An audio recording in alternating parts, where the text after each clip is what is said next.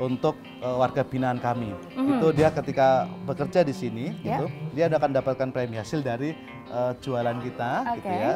Itu ada untuk operasional dan untuk selainnya untuk warga binaan. Mungkin boleh ditunjukkan Pak, lebih ke depan. Nah, seperti itu ya. Ini 400.000 bulan Januari. Kita lihat yang terakhir dia dapatnya berapa.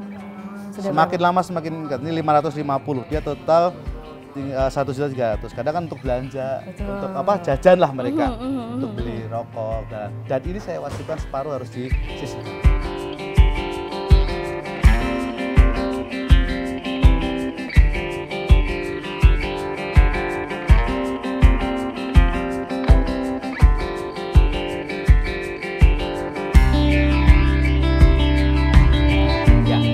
Masuk di tempat assessment center narapidana, Mbak. Jadi di sini menggambarkan dari proses bisnis dari lapas.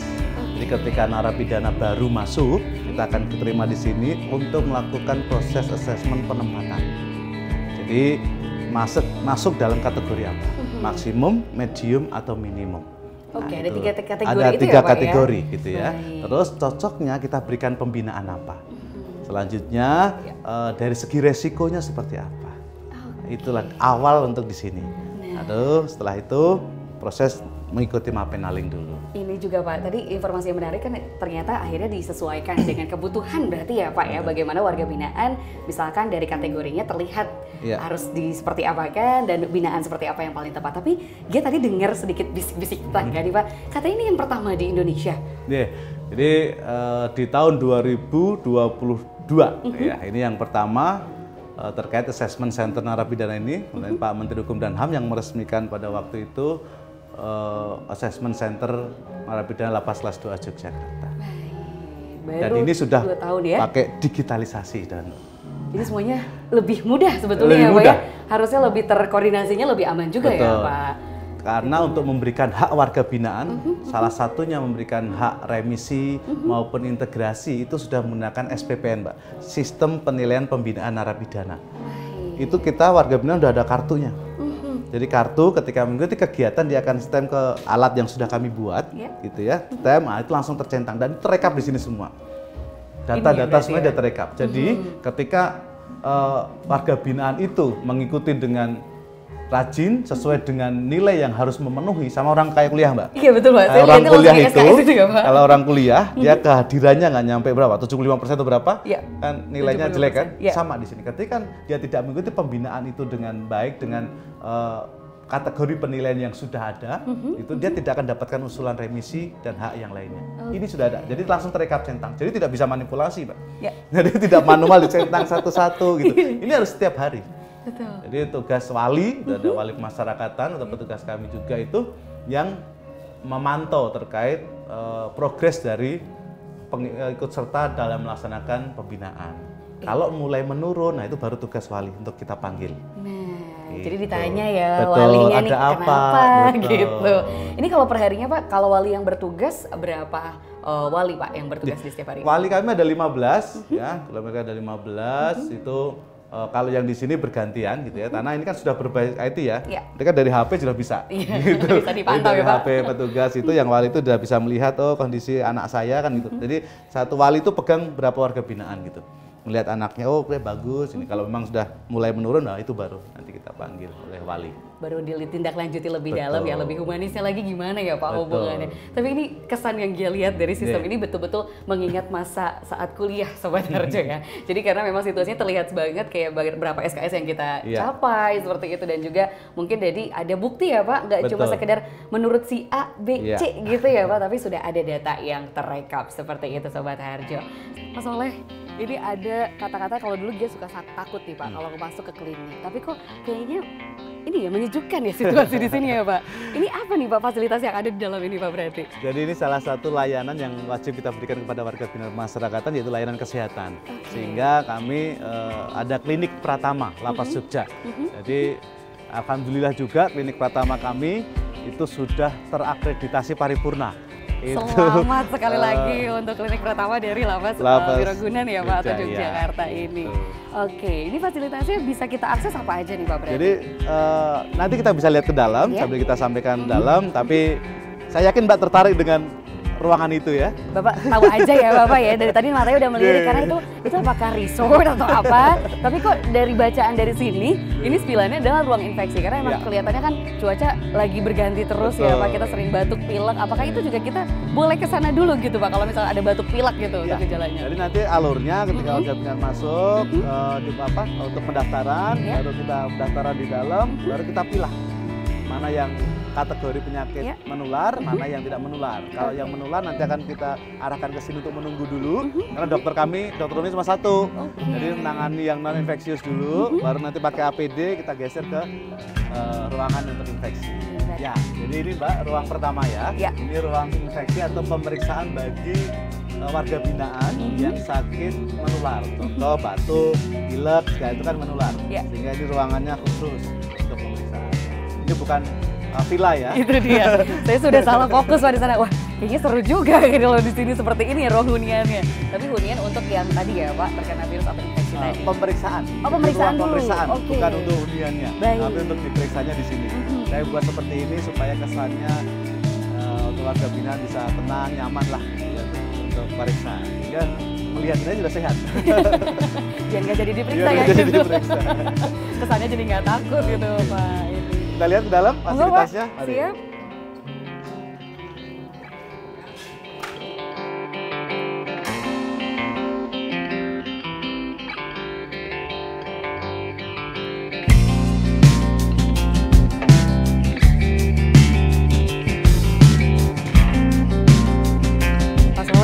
Tadi kan konsepnya kayak di villa nih Pak, kalau ini udah kelihatan kayak di klinik gitu. Apakah ini yang tadi disebut sama Pak Soleh untuk ruangan yang tadi non infeksius itu? Salah satunya. Ini dari sini warga binaan itu ruang pendaftaran dulu. Jadi ruang pendaftaran sambil melihat informasi terkait layanan kesehatan. Terus itu ada ruang perawat, situ ada ruang dokter gigi, di sini dan ini ruang untuk polinya. Ini untuk pengambilan obatnya di sini. Nah, kita lihat ruang polinya kalau Mbak ini. Baik. Ingin lihat. Ini juga sudah penasaran nih, seperti apa fasilitasnya ternyata.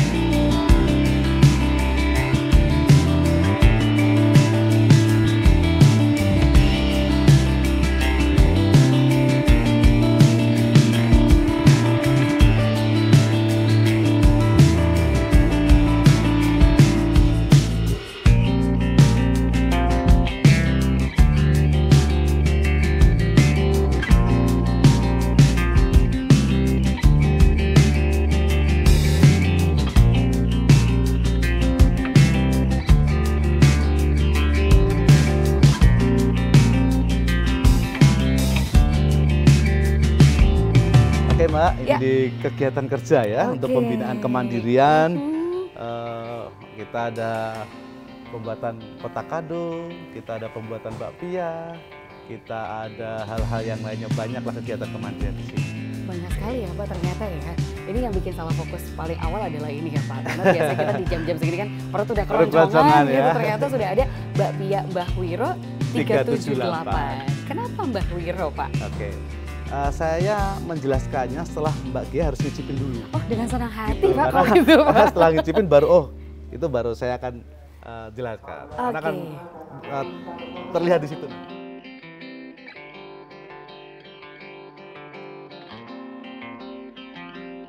Kalau ini rasa apa Pak? Ini kacang hijau kita baru. Kacang hijau. Kita kacang hijau.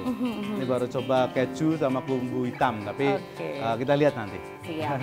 Ini baru proses awal berarti ya proses Pak? awal. Setelah dari sini akan kita bawa ke sebelah untuk oven.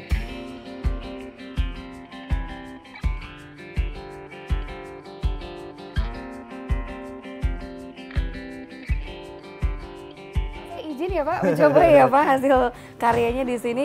Saya coba dulu Sobat Harjo. Mohon maaf ya, saya duluin gitu kan. Ini yang isi kacang hijau ya. Kita coba, masih hangat sekali Pak. Bapak jangan mau ya Pak. Kita coba dulu Sobat Harjo. Crunchy. Ya. Masih terasa luarnya betul-betul crunchy, tapi dalamnya lembut banget ya Pak. Rasanya bagaimana? Manis gurihnya pas kalau untuk saya Pak. Kayak ada kejunya nggak? Kayak ada kejunya ya ternyata ya. Itu kenapa saya kasih nama 378. Kenapa itu Pak? Ya, K378 itu adalah pasal penipuan, Mbak. Oh baik. Iya. Ternyata tetap dikaitkan dengan Dikaitkan, biar ada brandingnya ada nih. 378 itu pasal penipuan. Jadi ketika orang gitu taunya, loh, emang Napi bisa bikin bakpia, kan gitu kan. Menipu nih, kan gitu kan. Setelah dicipin rasanya, loh kok kacang hijau kayak ada kejunya, ini menipu lagi nih kan gitu. Jadi itu kenapa kita K78. Mbah Wiro Gunan.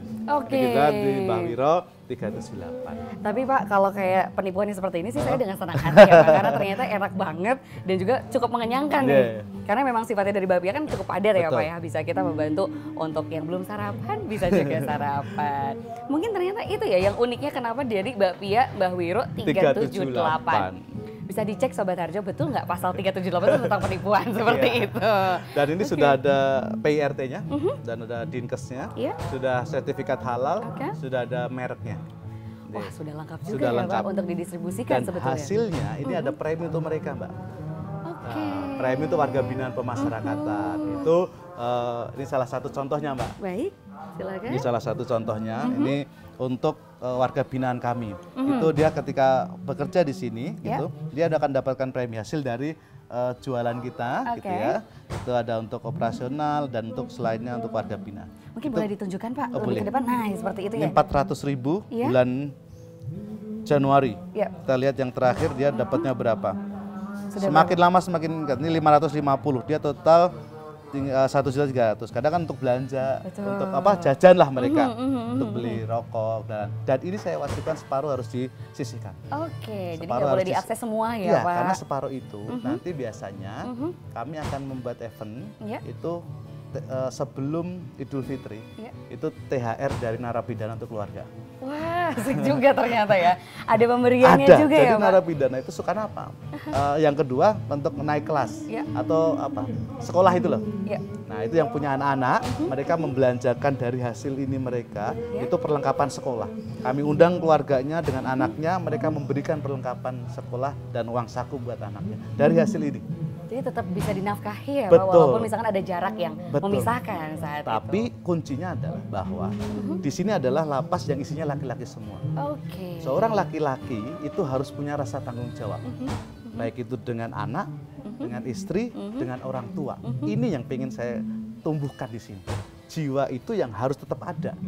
Gitu. Ini yang makanya dari hasil premi inilah saya ajukan separuh untuk mereka seperti itu. Jadi diatur juga manajerial uangnya ya Pak ya. Ini cukup menarik sekali nilai-nilainya. Mau itu laki-laki perempuan, apalagi laki-laki mungkin saat ini ya untuk bisa juga terus bertanggung jawab. Oke, Mbak, kalau kita lama-lama di sini kita bisa kebakar. Betul. Karena ini panas sekali. Jadi Bapak hebat banget ya di sini. Oke, kita sebenarnya harus geser ke tempat yang teduh, Mbak. Baik, ya. kalau gitu. Saya juga mau sambil menikmati nih Pak. Nungguin ya? Pengen tahu cerita lebih lanjut dari Lapas Yogyakarta? Tunggu part selanjutnya ya.